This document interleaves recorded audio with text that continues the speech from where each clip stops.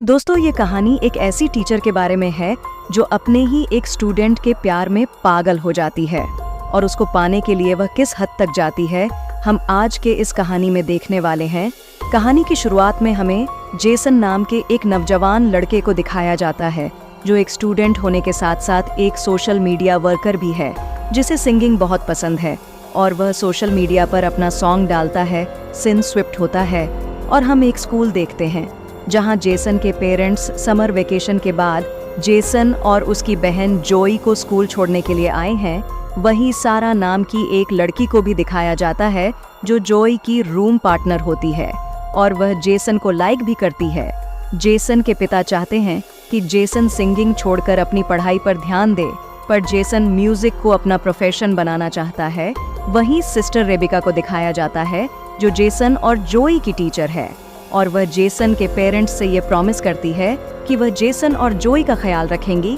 इसके बाद sister Rebecca school की नई टीचर सिस्टर सोफिया से मिलती है, जिसका आज स्कूल में पहला दिन है। वह सोफिया को इस स्कूल के नियम कानून बताते हुए कहती है कि यहाँ टीचर्स के लिए प्रोटोकॉल है कि वह स्कूल में बिना मेकअप के आए।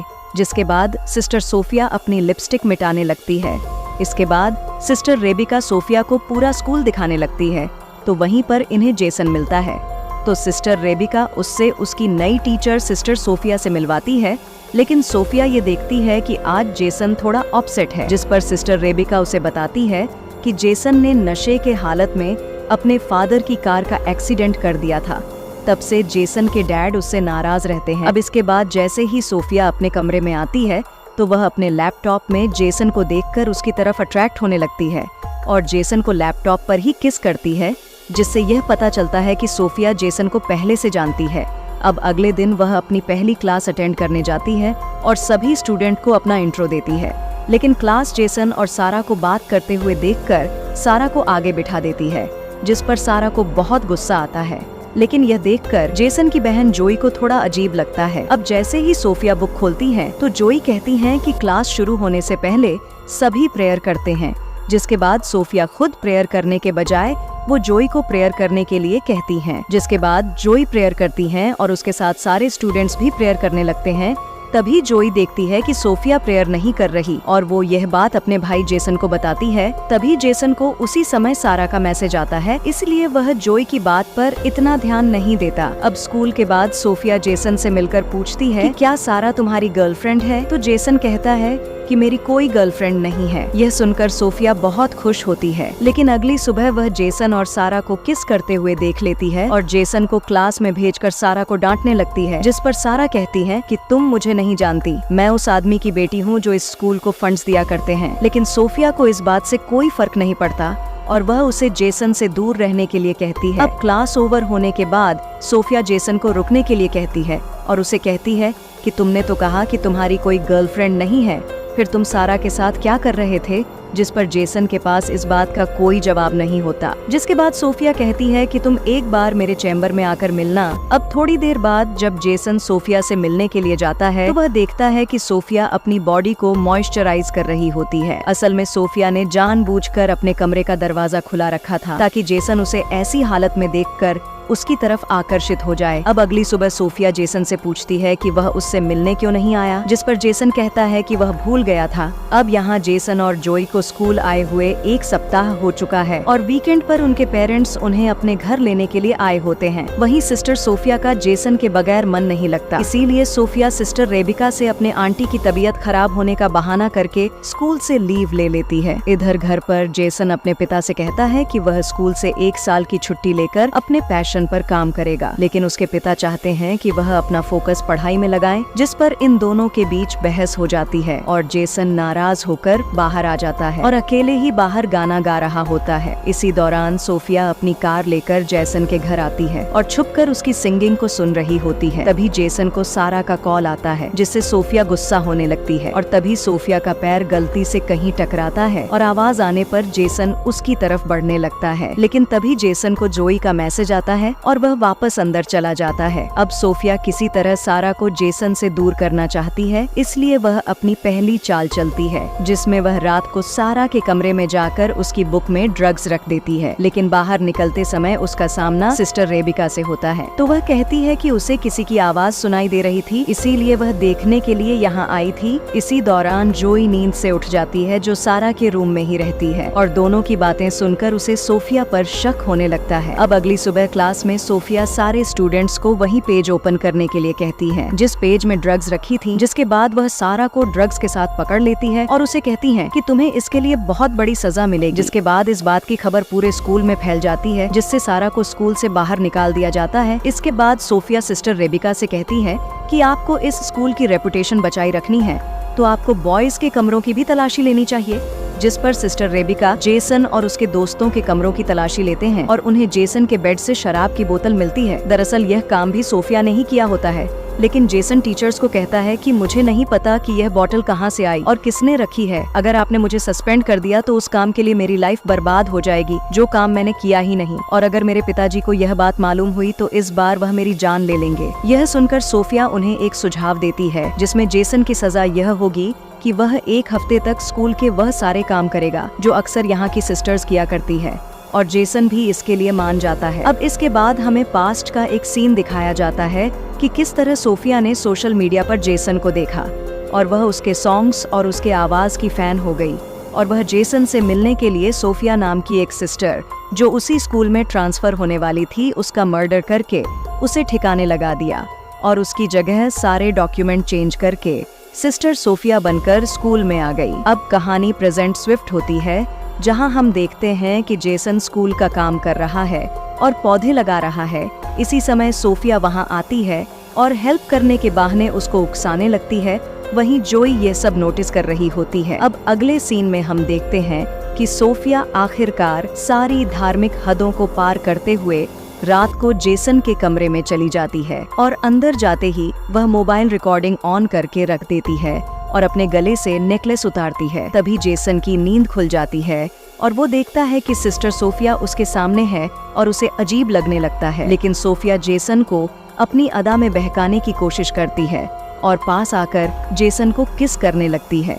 लेकिन जेसन को डर लग रहा था कि यह सब पाप है और उन्हें यह सब नहीं करना चाहिए, पर सोफिया के मनाने पर वह उसकी बहकावे में आ जाता है और आखिरकार दोनों एक दूसरे के बिल्कुल करीब होकर इंटीमेट हो जाते हैं। सीन शिफ्ट होता है। हम देखते हैं कि जेसन दुखी होकर चर्च में जाता है फादर से इस बात को बताने के लिए कि उससे एक बहुत बड़ा पाप हो गया है। अब वह जैसे ही फादर से माफी मांगने लगता है, तभी वह देखता है कि वहाँ फादर की जगह सोफिया है और वह उधर ही आकर उसके गोद में बैठकर उसे किस करने लगती है और एक बार फिर से दोनों वहाँ पर इंटीमेट होने लगते हैं। अब इस इंसिडेंट के हुए 1 हफ्ता गुजर जाता है और जेसन अपने घर चला जाता है, जहाँ उसे सारा का मैसेज आता है जिसमें वह उसे रात की पार्टी के लिए बुलाती है। वहीं सोफिया भी स्कूल से निकल रही होती है, लेकिन तभी वह सिस्टर रेबिका को किसी और स्कूल के फादर से असली सोफिया के बारे में बात करते हुए सुन लेती है, जिससे उसको यह पता चलता है कि वह फादर असली सोफिया को बहुत पहले से जानते हैं। यह सुनते ही वह घबराकर कार की तरफ बढ़ने लगती है, लेकिन तभी सिस्टर रेबिका उसे देखकर कहती है कि तुम कहाँ जा रही हो, जिस पर सोफिया उन्हें अपनी आंटी की मेडिकल इमरजेंसी का बहाना करके वहाँ से निकल जाती है।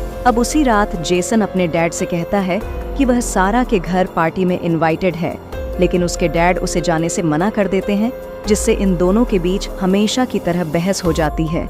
जिसके बाद जेसन अपने डैड की परमिशन के बिना ही सारा के घर निकल जाता है और वही सोफिया भी उसे फॉलो करती हुई उसके पीछे चलने लगती है। अब जेसन सारा के घर जाकर काफी शराब पीता है, जिसके बाद सारा उसे एक कमरे में ले जाती है और दोनों एक दूसरे को किस करने लगते हैं। मगर इसी दौरान जेसन को सोफिया के साथ किए हुए इंटीमेट सीन याद आने लगते हैं, जिसके बाद वह एक बियर बोतल लेकर वहाँ से निकल जाता है, लेकिन उसको पुलिस खुलेआम बियर की बोतल के साथ पकड़ लेते हैं। मगर वहाँ सोफिया आकर पुलिस को बताती है कि जेसन काफी मेंटली डिस्टर्ब है और उन्हें वह कन्विंसिंग करती है। तब पुलिस जेसन को जाने देती है। अब जेसन सोफिया से कहता है कि वह नशे की हालत में घर नहीं जा सकता, इसलिए सोफिया उसे होटल के एक रूम में ले जाती है। वहीं हम देखते हैं कि जेसन की माँ उसके पिता को यह समझाने लगती है कि उन्हें जेसन को उसके पैशन के लिए 1 साल का समय देना चाहिए, जिस पर जेसन के पिता मान जाते हैं और उसे घर वापस लाने के लिए जाते हैं। वहीं इधर जेसन को रूम में लेकर आने के बाद सोफिया अपने कपड़े उतारने लगती है ताकि दोनों फिर से इंटीमेट हो सके, पर जेसन को शक होने लगता है कि वह हर जगह उसे फॉलो कर रही है और वह कहता है कि हम दोनों ने आज तक जो भी किया वो वाकई में एक बहुत बड़ा पाप है और मैं इस रिग्रेट से बाहर नहीं निकल पा रहा हूँ और अब आगे से हम दोनों ये सब कभी नहीं करेंगे। लेकिन सोफिया कहती है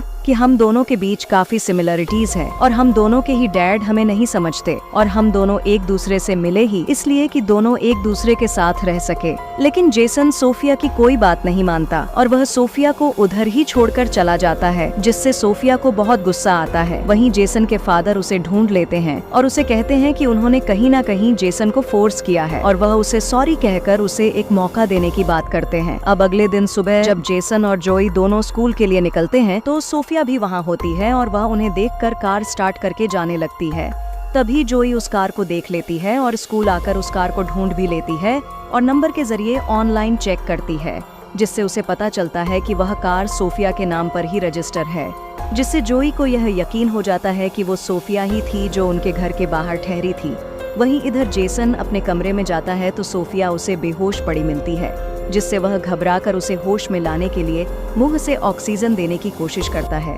लेकिन उसे पता चलता है कि सोफिया नाटक कर रही है, जिस पर जेसन सोफिया पर गुस्सा होकर यह कहता है कि मैं इस बारे में फादर को शिकायत कर दूंगा।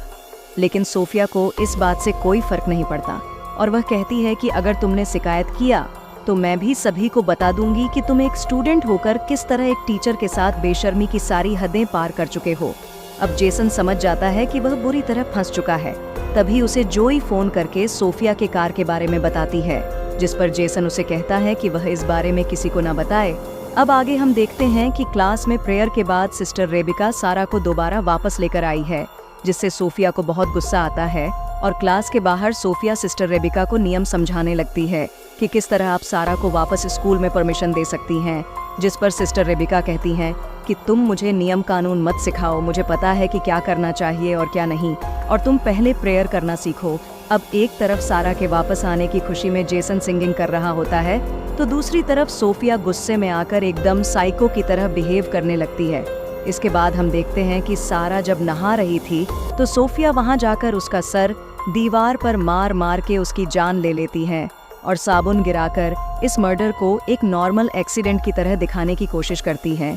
इसके बाद जब जोई नहाने के लिए बाथरूम जाती है तो वह सारा को मरी हुई देखकर चिल्लाने लगती है। इसके बाद सारा की बॉडी को पोस्टमार्टम के लिए ले जाया जाता है। इसी दौरान सारा की लाश देखकर जोई ये कह रही होती है कि इतने सालों में शावर लेते समय कभी भी ऐसा नहीं हुई, यहाँ कुछ न कुछ तो गड़बड़ जरूर हुआ है। अब अगले दिन चर्च में प्रेयर करने के बाद जब सोफिया बाहर आती है तो जेसन सोफिया से कहता है कि जरूर तुमने कुछ किया होगा, जिस पर सोफिया कहती है कि पुलिस ने इसको एक एक्सीडेंट डिक्लेयर कर दिया है और वैसे भी यहाँ कोई गुनहगार नहीं है और सबसे बड़े गुनहगार तो तुम हो जिसने एक मैम के साथ संभोग किया है। यह कहकर वह उसे वो वीडियो दिखाने लगती है जो उसने इंटीमेट होने के दौरान छुपाकर रिकॉर्ड किया था और वह कहती है कि अगर तुमने सारा के बारे में कुछ भी आवाज निकाला तो मैं ये वीडियो सोशल मीडिया पर वायरल कर दूंगी।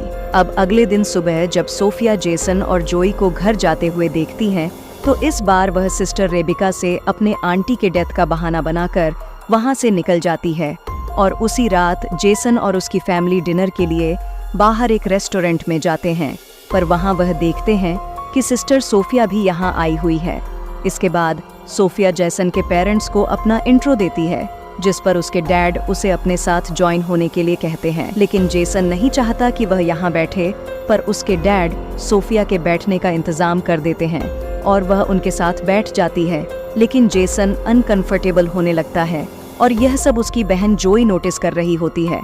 वहीं सिस्टर रेबिका सोफिया के आंटी के डेथ पर फूल भेजने के लिए उस जगह का पता लगाने की कोशिश करती है, जिससे उन्हें यह मालूम होता है कि उधर किसी की भी डेथ नहीं हुई और ना ही वह सोफिया का एड्रेस है। इधर जोई के कहने पर जेसन अपनी बहन को सब कुछ बता देता है कि किस तरह वह धीरे धीरे सोफिया के जाल में फंस गया और सोफिया ने उनके इंटीमेट होने का एक वीडियो भी बना लिया है, इसीलिए वह कुछ भी नहीं कर सकता। जिसके बाद दोनों मिलकर एक प्लान बनाते हैं कि वह नन असली सोफिया है या नहीं, इसकी सबूत तलाश करेंगे।